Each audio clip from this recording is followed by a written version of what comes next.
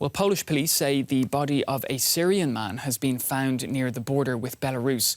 At least 11 people have now died in the humanitarian crisis on the Polish-Belarusian border. On Friday, Turkey stopped citizens of Iraq, Syria and Yemen from flying to Belarus from its territory. Thousands of people are camped out on the Belarusian side of the border in freezing conditions, trying to cross into bordering EU member states like Poland. Poland has deployed its army to stop them and set up an exclusion zone that aid workers and journalists are barred from entering. Desperate, migrants scramble for aid packs containing blankets and winter clothing. They move along Belarus's border with Poland for long days and nights, seeking a path into the EU. Their assembling in this area has reinforced the diplomatic and physical divide between the two countries. Both sides accuse each other of using the migrants to score points. Some migrants, like this Iraqi Kurdish family, eventually make it across. We stayed for 4 nights in that forest.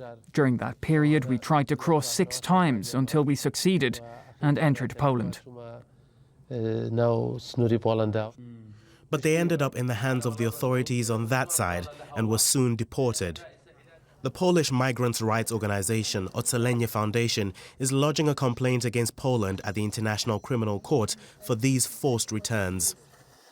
Poland, alongside international community, has a responsibility to protect people from those crimes and allow them to ask for protection and respond to this crisis.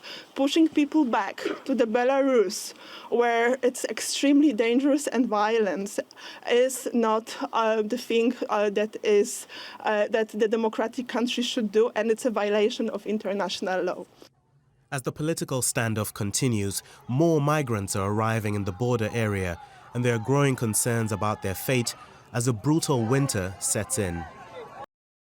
Now, DW correspondent Marina Strauss has just returned from the border between Poland and Belarus and joins us for more. Hi, good to see you, Marina. Now, clearly there are attempts to limit the number of migrants reaching Belarus, but what about those already in the country and those at the border region trying to cross into Poland? Many migrants and refugees are still stuck at the border in Belarus. That's what you said already. But some also made it through the barbed wire fences through to Poland. And we cannot really verify what's going on directly at the border with Poland, because you mentioned it, there's this exclusion zone. Journalists and also aid workers are not allowed to enter there.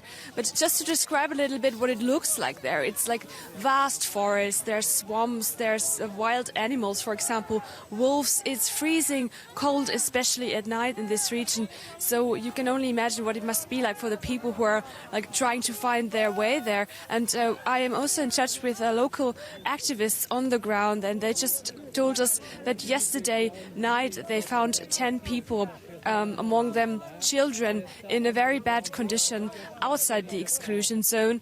And there are certainly more people in these forests looking for help, looking for a way out of there. Now, Marina, Polish authorities have ramped up their efforts to keep migrants out of the country. What obligations do Poland and the European Union have, though? For Poland, or at least the Polish government, it's quite clear that their obligation is to protect the border. That's also what the spokeswoman of the border guards told us 2 days ago.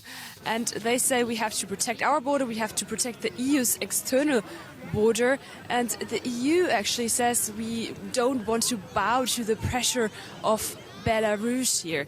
So usually EU law says that once a refugee enters EU territory, wherever it is, might be in Poland, Spain, Italy, the person has the right to apply for asylum. So these people who come to Poland should have the right to apply for asylum, but that doesn't actually always happen because Poland changed its laws, and now it's practically legal to push back these people to Belarus, and also NGOs tell us this is happening on a regular basis. All right, DW's Marina Strauss, thanks for your reporting.